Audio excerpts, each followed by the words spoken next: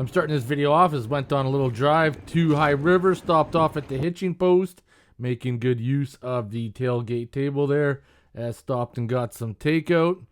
As just taking a drive in the country, kind of to finish the gear break in, so this was kind of like the final drive, and then driving down to Turner Valley, going the far, and try out some beers there. Buddy, what are you doing? Ready to go inside?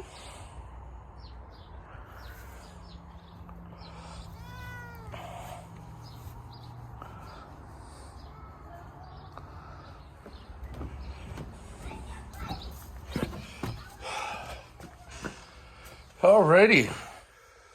On my Jeep here, set of maps for the public land use area, and thinking next weekend want to try to head out to the Porcupine Hills, head in right here, turn off, and then travel down Skyline Road to find a place to camp, which means the air compressor that's sitting in the box needs to go in the Jeep. However, I won't have time to hook up the aux beam switch panel, so I'm going to have to just rig up something for now. But definitely, let's start getting this hooked up.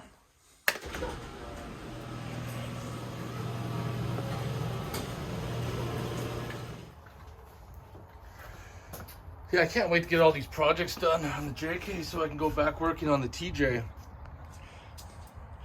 Get that rear axle built. But last night, Princess Auto, I picked up a carrier for this, so I can put stuff in. It's probably gonna slide out here, just because.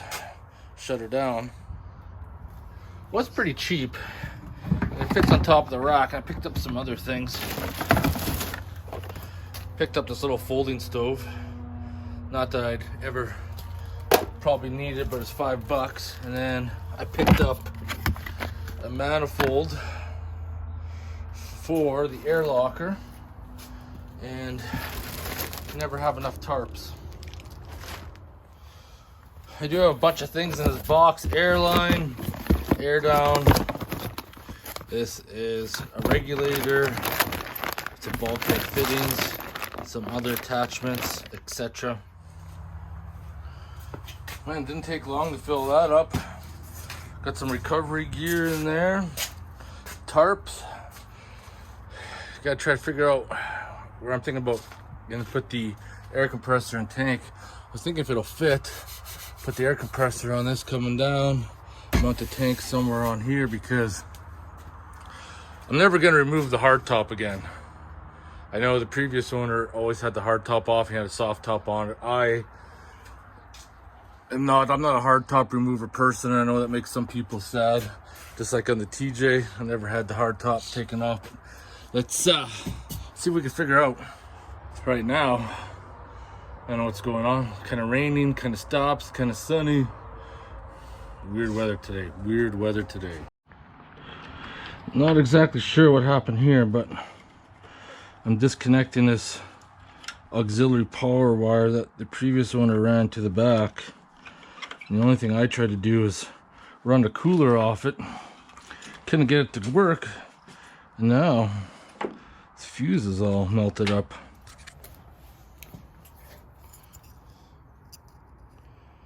Just wonder why the fuse didn't blow, it just melted.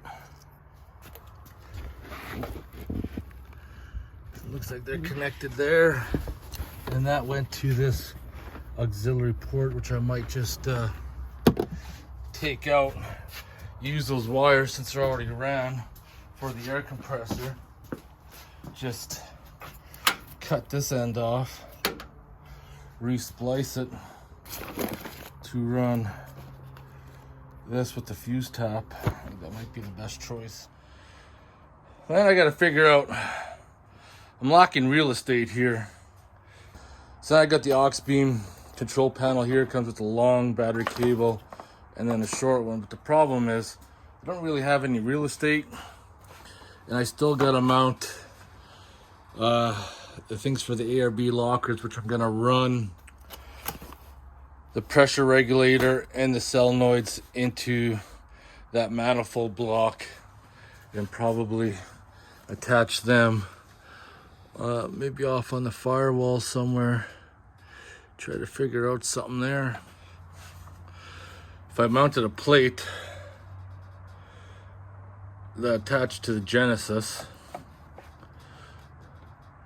and then possibly came out here, I don't know, but even then that's getting kind of hokey.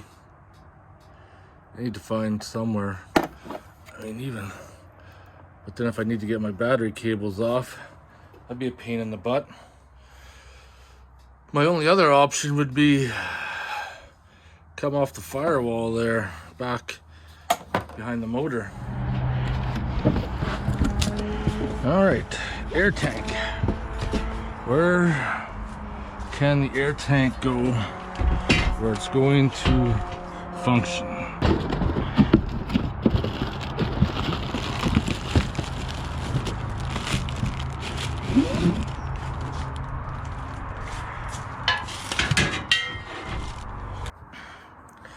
Now comes the fun part, how I'm all gonna route this. I'm not gonna have this in there permanently.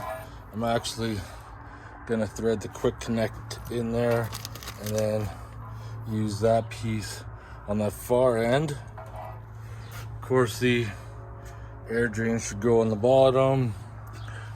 The relief I'm gonna put up top. Maybe put the electrical coming out the side there. That's gonna have to go in there. Run one line to the air compressor, probably right off there. Actually, I'm gonna need to tee that off to 2 lines. I don't have as much fittings as I thought. Need a nipple. That might be exactly what I need. A brass nipple. What other stuff do I got in here? This one's actually smaller.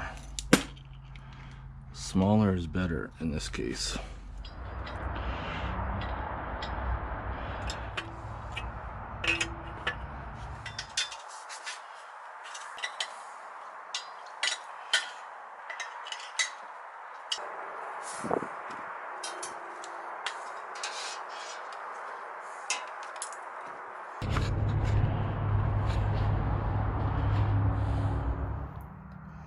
So back to here.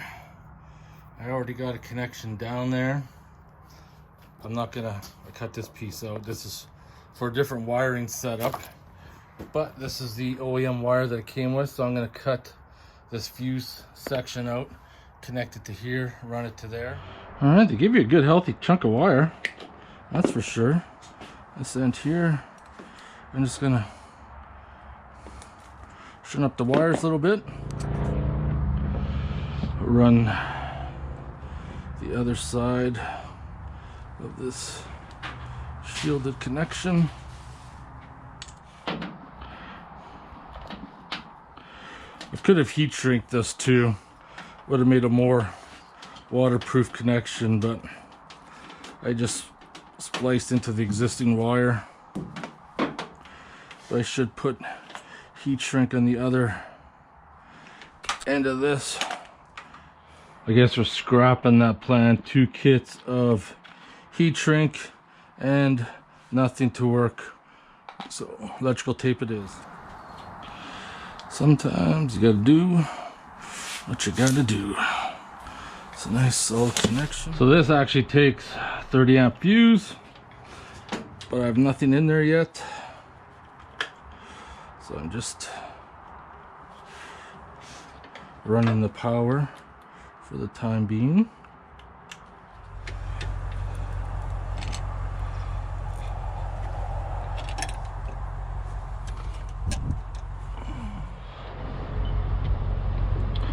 So now I'm going to double check continuity off that pin and off there, and we're grounded.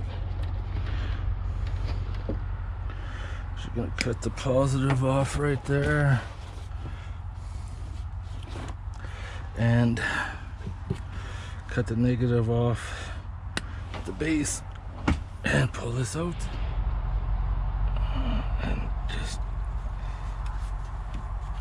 that. Plug that in. So now I got 2 wires into one here, and I'm gonna crimp them both together.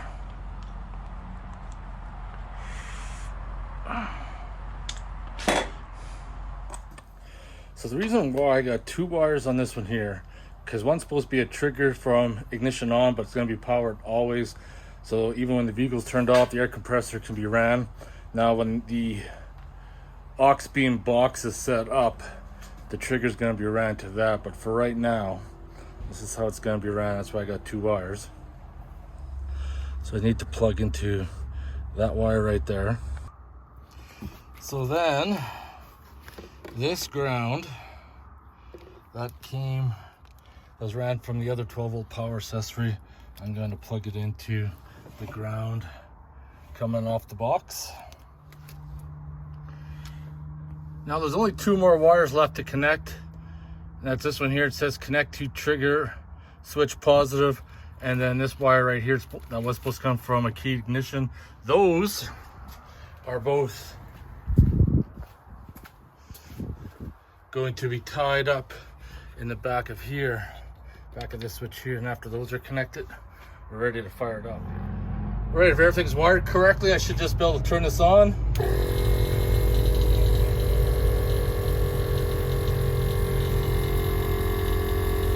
It's actually pretty quiet too. Way more quieter than I thought.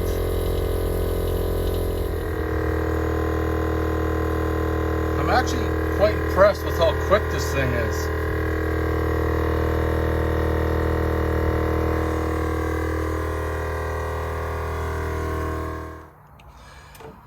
So it does time out at 150. There is one small air leak. I still need to clean up all the wires and stuff. Just kicking back, relaxing with my pipe. I got a brick house to smoke cigar, but MJ's relaxing with her JL out there. Nice night. This beer is actually pretty good. Local company down in Turner Valley, Alberta, Far. But I don't know what it is. I had like 4 beers last night. 2 Fars, 2 of the Bow Valley Lager. I got up this morning, like my head was just throbbing as if I drank like 10 beers or so. I don't know. Okay. Now, take care of this little business. Deal with that air leak. So typically when you have sort of sealant like that, it works pretty good, but not in this case. I just taped the pressure relief right there. I'll tape these ones up and we'll see what happens. Well, hopefully that should cure the problem. If not, I'll have to get some dope. All right, we'll see what happens. Check for leaks. Hopefully we got them all now.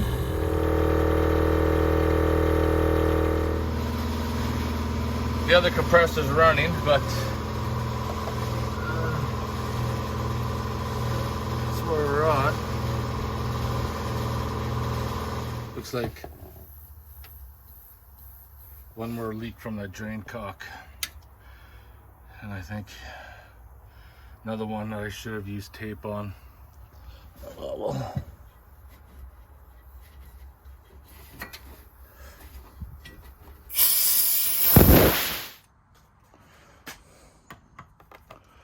Very important. Red tape on there. Pressure's almost ready to shut off. Deflator has deflated. Should be right around 18 psi mark. Pretty quick. Gonna shut her down.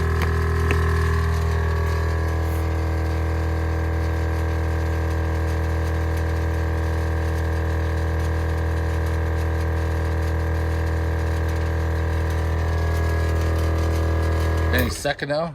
There we go. Onboard air is attached. Let's hook this up. According to this, I'm about 16.9. feeding in 100 and some psi, 19.4.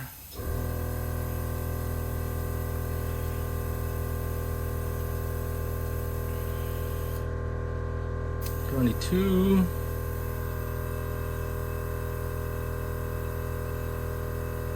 Oh yeah, air's dropping fast in the tank. 23 pounds.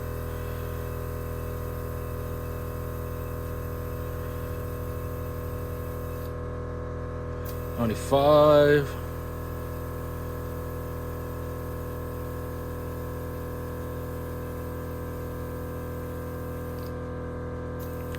$27.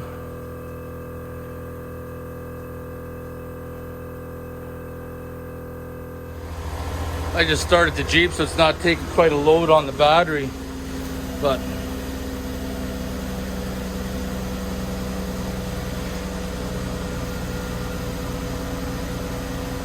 I don't know so far if I'm really impressed with this.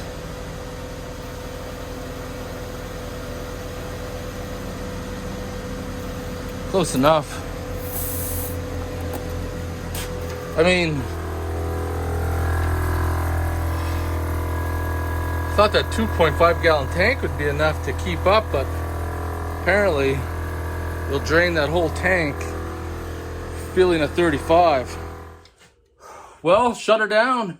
Motherfucking beer time. This is Far Copper, 5% alcohol, brewed in Turner Valley, Alberta. They got a brewery down there. If you're ever in the area, I highly recommend going down there and checking it out. This is actually a pretty good beer. A lot of the beers are good. Anyways, cheers, everybody.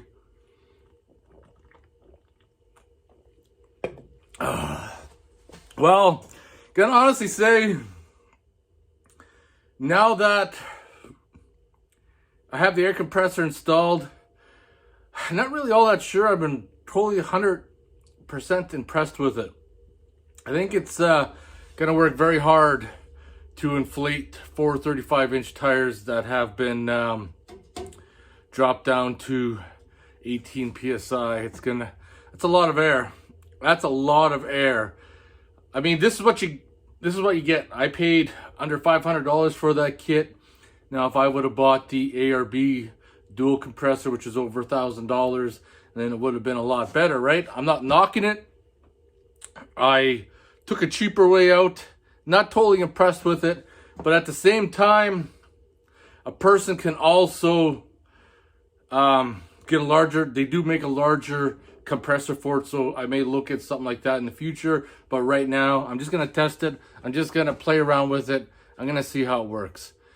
I mean, they make the portable ones that my buddy Steve inflates 35-inch tires with, and it doesn't have any problems. It's the same brand name. But, ooh, excuse me, beer burp. Motherfucking beer time. She's the hot one out there today. I want to thank you guys for watching. Take care. Doms, we haven't got you in a video in a bit. What's going on? Hey? What's going on, Doms? I know. People are going to ask questions. I know. Big stretches. Big stretches. I know. Everybody knows you're loved. You're the most loved kitty, Doms. And you're really liking your new haircut now. I know you hated it at first, but then after a while, you just love it. You do.